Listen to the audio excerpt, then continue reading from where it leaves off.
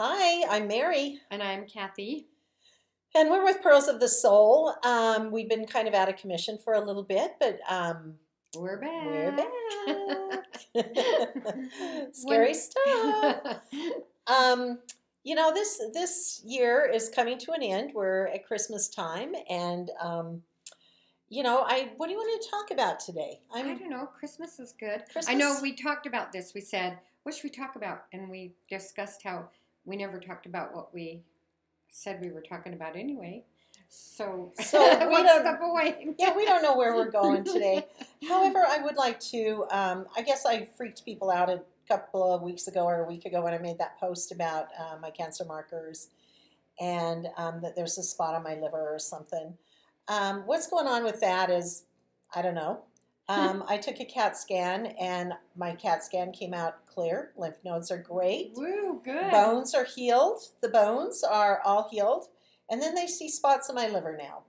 And of course, they love that knee jerk. I'm like, well, what is it? Well, we don't know, but based on your history, this is what we assume it is. Well, you know what? I feel great. I have been doing a dendrite therapy because I am totally integrative in that respect. What they're doing is they're doing infusions that is boosting my immune system because my body is not recognizing that there's even cancer in there. Let me tell you what a dendrite therapy is. And Cathy's a nurse, so she knows. So ran this by her. So we have our immune system, our T cells. And on our T cells are these like neurological little fingers. It looks like a tree, okay? And that's your dendrites. And what that does is, so these all line up and go to your brain. And when something comes in your body, like COVID, because that's the biggie in the last few years. Well, right now it's cancer. Well, yeah, but when something comes in your body, these dendrites kind of do electrical boom, boom, boom, and it goes like a line and into your brain, and then your brain it sends it back, kill that, or, oh, that's good, whatever. Right. So your brain, they feel, but look at your color. If this was in your liver, you would be having some yellowness, and I don't see that, okay? Am I yellow? You're not yellow. So, but if your dendrites aren't telling your immune system to kill whatever, then what they do is they take those T cells or those immune cells, they harvest the dendrites into like a petri dish, then they make them like multiply, and then they tell it what they want it to have for a message. So they maybe took something else from your body. Yeah, they said they took the cancer cells, mixed it with my dendrites, shook it up, and then they made an infusion in a little tiny bottle, and then they just infused it back in my hand, which I don't know if you can see, but they just beat the hell out of my veins. Mm-hmm. But when they started, the reason I'm questioning even the diagnosis is when they did my circulating cancer cells. They said anything under 5 is really not a concern. Well, because people all have it. I have cancer. And mine were 4.6. And he said, based upon my history and now what the diagnosis was, that they just said they wanted to do this, they would go ahead and make an exception and make me this dendrite vaccine infusion. Mm-hmm. And then I'm also doing a SOT test. I decided I'm going to pump in another $2,000, do the SOT test, which the SOT test again goes in, and they develop a different type of dendrite that will go in and actually, the one builds up the immune system, but this one targets the cancer cells themselves. Mm-hmm. And I decided I am getting rid of these little boogers once and for all because I'm tired of going through this. And I have basically fired my oncologist. I am done with him. He told me if I didn't want to do his methods, then bye-bye. And so I just said, okay. And I just really feel like based upon protocol, they've put me in a chute with the cattle in protocol. Mm-hmm. And I don't like that because they don't even know what they're working with right now. Right. And the Greek blood test that came back is telling them specifically what we're working with. Mm-hmm. And they infused me on Monday. I have no side effects. they told me I might have a headache. Yesterday I noticed that my stomach was a little queasy, but that could just be anything. Where was I going with that? See, my memory. So, and I think this is interesting. And years ago, when I was like 20, I worked on a cancer unit. So I'm sure it's different, like completely different. And then I worked med surge and then with inmates, but it was mostly just whatever they had for a problem. So you saw cancer, you saw this, you saw that. But I've never heard of dendrite therapy for cancer. They've used it in lupus. Like that, you know what I'm saying? Yeah, they use it in a, if you just Google dendrite therapy, I did it this morning. I was actually, I was wondering how, okay, I'm going to back up a minute. My integrative honestly thinks it might have been the COVID vaccine that did this to me, that spiked my markers. So I went on and started seeing how long the mRNA stays in my blood from the vaccine, and they said about 6 months to a year, depending on the body. But in that same article, they said that the same method that they're using for the COVID vaccine is the same one that they are using on cancer research with the mRNA. And I found that really interesting because this research has gone on, I think they said, I want to say 1974. And I'm not sure of that time frame, but it started being used more prominently in 2004, I believe it was. But you know what? I don't know if it's going to work. I really don't. Well, but it makes sense to me because I think, okay, if you're making cancer, well, we all make cancer. My immune system's killing mine. Maybe or maybe not yours. It doesn't even notice that I have it. Yeah, but why? But it's all in our DNA. So if you introduce it to your DNA and say, kill this, why wouldn't it learn? Yeah. That's how vaccines work.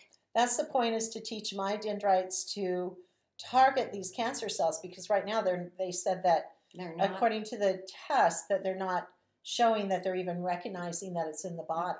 Mm-hmm. And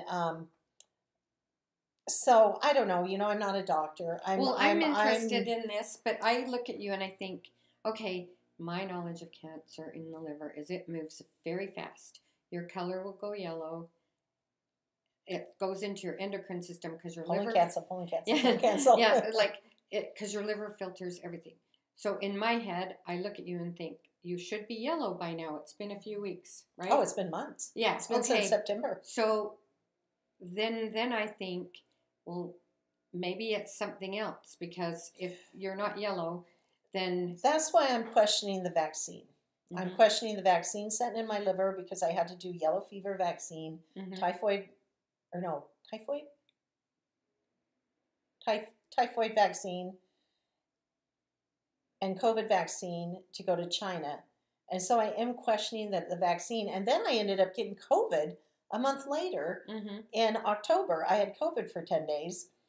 And the markers just went out of control. And as I was reading about the markers, it said that any kind of liver dysfunction causes the cancer markers to spike. Well, and that's what's funny about any... So how do you trust it? Well, and that's where I would... I don't know. Bail on you on one thing. I'd let them biopsy me. Okay. Yeah, I just don't want to... I just don't want to even go and be... And that's... I don't even want to step in a hospital again.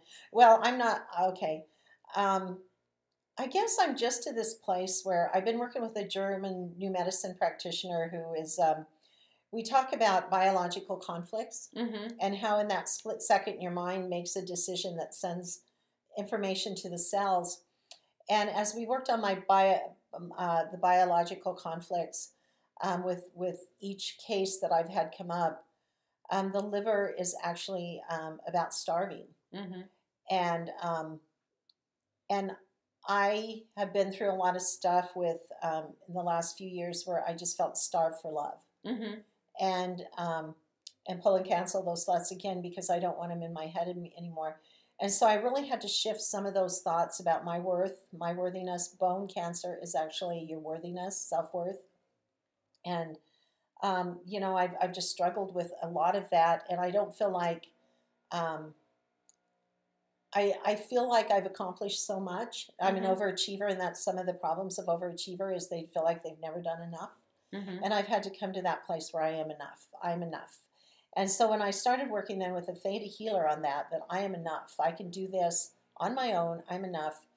I've noticed that there was that shift in my whole mindset between the biological conflict and then what my mind was telling my body about overachieving, because I have overachieved since I was probably in 5th grade, and I Mhm. still overachieve. You know, at the same time I was working on an audiobook, a print book, you know, the ebook, and um, if that's not overachieving, I don't know what is. But you know, it's just in my, because I have a lot of wood in my 4-pillar feng shui chart. It's about multitasking and really just applying yourself with challenges. And one of the things, interestingly enough, that come out in the theta healing was one of my beliefs was that this is a challenge, that I felt bored and I didn't have a challenge, and that cancer became a challenge for me to overcome. And it still is. And I overcome bone cancer. The bones have healed. Mhm. Lymph system is clean. Everything's clean except these spots. So now I have to get this starvation issue that I'm not enough or I don't have enough out of my system, and I know the liver will heal. And if it is not already, because I do feel already, Well, your I color have is way healed. good. I am healed. So I believe your brain controls most of this. Like, I never get sick. I really don't. And if I do get sick, it's 24 hours and we're done. Yeah. And I was put into congestive heart failure or myocarditis after my last COVID vaccine. And even that for me, initially it took me about 3 or 4 months, and then I got myself cleared. Now this will never go away. You have this little balloon around your heart, like some tissue, and then what congestive heart failure does is that will fill up with water for like whatever reason. So the goal here is that you don't let that fill up with water. Mm-hmm. And the way you do that is drink a lot of water. I have been using peppermint tea, things that make you pee. Like just keep myself peeing a lot, and then we're in good shape. But I feel for the most part really clear. And then like Thanksgiving Day, I ate like a pig, and I felt myself kind of fill up on Friday, start drinking my tea again. But I told myself when I realized what I had that, you know what, I'm fixing this and I'm going to be fine. And I learned this really when my mom, and I don't think she was doing it to make us all like healthy, but she would say, you do not have time to be sick. You have to go to school. Or you do not have time to sick. You have to do this. So I believed when I would get sick that I did not have time for this. And so I look back on it and I think, she taught me to not have time for this. Right. Right. You get sick. Yeah. I know. You do not have time to be ill. And so then I would think, I can't get sick. I've got this tomorrow. I can't get sick. I've got this Friday. Like if you start feeling something come on, I'd be like, I can't get this. I'm too busy. I've got too much to do. So I do believe what you're saying with, like we all can. Yeah. We just communicate every day. We have trillions of cells in our body, and you can't tell me on any one given day all these trillions of cells just crap out on you. They don't. And so, it's whatever toxins you're putting into your body through environment, but also through minds and negative energy that's going down in the mind and what you're telling yourself. And after a while, it's like anything, you start sludging through the mud trying to get well, and that's what the book Engaging My Magic Within is about. It's about not getting sick. Well, and about I do staying think well to begin with. Puts weight on your brain, like then you it go. It does, and then your I'm shoulders sick, and your back, and I can't do anything. I think it does that. And I totally for a long time would watch people die because I'm a nurse and I'd be at the hospitals or whatever, and like they would take years. And I thought, oh, I hope that's my death, not my death. And then one day I thought, that isn't my death. You don't, if I'm that sick, there's no fight. No. Like, take me, I'm done. Yeah. And I believe we have that power as well. Too. I do too.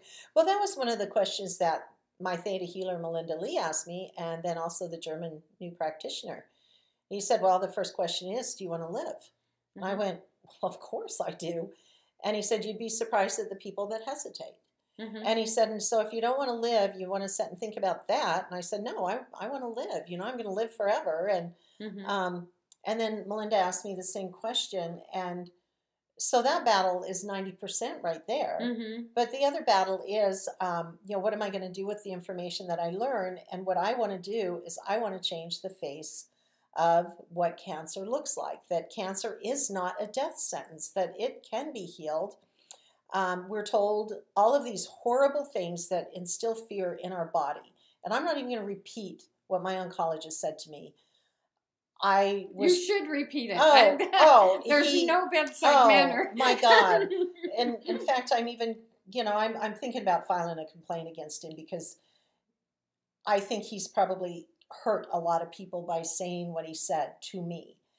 And, I want to change that face from fear to hope that you have choices. You don't have to just jump right into whatever the medical says you must do, because I have watched my friends literally die from the treatment, not the cancer, but the treatment. And it left a horrible mark on me. And I don't want to leave that mark on my family. And that's what I told my family up front. I said, I don't know where this is going, but I'm not leaving that mark on you guys, because some of my last memories are the horrific outcomes of what the chemo did to several of my friends. And that was worse than death itself. I have a friend that's a good friend, just went through some chemo and she had breast cancer. And she says, I've never seen anyone who was so unaffected. And other than she got well. And this is where our brain comes in. And I think this is where your healer said, do you want to die or do you want to live? Obviously, this friend of my friend Mary Kay was like, oh, yeah, just do this. I'll get better. And that was in her head, right? And then you've got somebody else that, I'm going to just suffer and die. And I remember as a kid, there was a lady in my neighborhood that my mom would always call her a hypochondriac. And that's when you believe you're sick and you're not. But if you believe you're sick, you are. I mean, you know what I mean? Right. It is a real illness if you believe that, because it's going into those cells telling you that you're sick, that there is something wrong. And whether you're doing it, and the common census was that she was trying to get attention, which I'm going to buy that. Yeah, she wanted attention. And eventually it killed her. But I remember watching her throughout my childhood, and she looked very ill. And yet they could never diagnose her with anything. And so I just think her life force was gone. Yeah, I think our brains have so much to do with it. And I was a sickly child, and I didn't have the brain power at that point to think, oh, I'm a sickly child, let me be sickly. But we had the Asian flu, and I got it, and I was sicker than a dog. And then I had that for about close to a month. And then I had, what else? I had scarlet fever, like right around that same time. And then I got mononucleosis, and so for maybe 2 or 3 years, I was on and off very ill. But I even remember during those times, my mom would say, you have to go to school. You cannot miss school. You cannot lay here in bed. Right. You have to get, and so I almost think that's what I learned. To be well is right here. Yeah. Yeah. Well, I remember being a kid that if somebody had chicken pox, they were exposed to everybody. Oh, yeah, they had a party. Or the measles, and it wasn't hiding in your room and, oh, no, nobody else is going to get this. We were all exposed and we were all immune to it. And, it's just such an interesting change in the world, how we become so, lack of a better word, wimpish. Well, I agree. We hide from our own shadows because we're so afraid that the big bad wolf is coming or the sky is falling. And I think we're teaching our kids to be fearful instead of proactive. Doctors now are following protocols. Oh, yeah. Which I'm a chemo queen. I'll probably have it if I have one of 3 cancers, endocrine, liver, or, blood. Like, I would get a couple of shots of chemo. But what you're telling me, and I saw this switch in the early 2000s, that insurances don't pay unless there's a certain protocol followed. But prior to that time, you would discuss your care with your doctor and decide the techniques you wanted. And actually, when I was in nursing school, we learned lots of holistic medicine. And prior to that, my mom used it on us. So I'm in nursing school learning all this. Now, I graduated in 1980, and we would totally teach diet, exercise, like and because this is such an interest of mine, diabetics would get diagnosed, and then they would have to go to a class, and I taught that class, and it was a couple times a week, and it went intensely into nutrition and diet, and like you can lower your blood sugars through this, and then you'll have a minute amount of medicine, and your weight has everything to do with it. And anymore, they don't want to offend you. Yeah. And I'm like I'm sorry, but the one who frustrates me, our bodies are not built to carry that much weight. Our bone structure isn't. Our hearts can't pump that hard because you've got so much more. With every pound of fat you have miles of circulatory system. Yeah. And our heart isn't built to do that. And I remember in the 80s, you could walk into the doctor's office, or the 90s, and they would say, I need you to lose 25 pounds. They would assign you a nutritionist. The nutritionist would work with you. And now we can't offend them because that'll hurt them. Well, it's like you're being glorified because all of a sudden you're coming out of this closet of this dark ages of being bullied because you were heavy. But there's got to be that balance between this bullying of being heavy, but also coming back to the center where you have to work on staying healthy. Because what I guess I see this happening is girls are seeing that and aspire to that, or, you know, if they're slightly overweight and they aspire to that, which is okay because I've been overweight. I know how I'm still overweight, but, you know, we need to find that balance of health with healthy food and sugar. And this cancer has taught me that about some of the things that you really have to be mindful of to stay healthy. And that's part of the book, Engaging My Magic, is it's about finding an exercise program that you can do, or eating healthy, or, you know, getting your rest. That's huge too. If you don't sleep right, the cortisol grows and you gain more weight. And it's a balance. Yeah, the whole thing is a balance. And no one has to be mean to anyone. No, they shouldn't be. They should be helpful. But we shouldn't glorify, like if you're walking around skeleton looking, your body's probably cannibalizing your heart for protein. Yeah, your body will take what it needs. Either. Yeah, so it's like, I think it's totally appropriate if you walk into your doctor and he sees an issue that he presents it to you.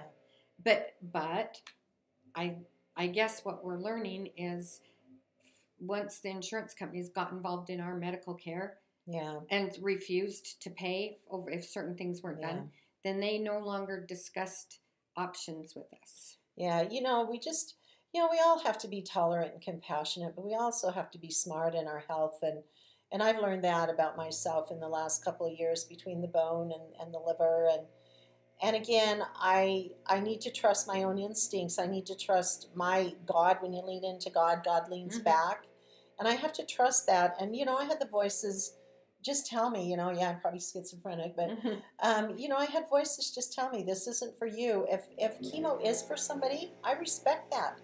But it's not for me, because I do not believe that killing blood cells and white cells, and then when you finally have to find your health again, building that back up, has got to be another issue for your body to have to deal with, where the therapy I'm doing is already building those cells. And they told me that they were thrilled that I had not done chemo or radiation, because that makes the therapy even, the Dendrite therapy. Well, I've never, and not that I'm around it a lot, I have never heard it used in cancer. It's more used in immuno, like... Google it. It's called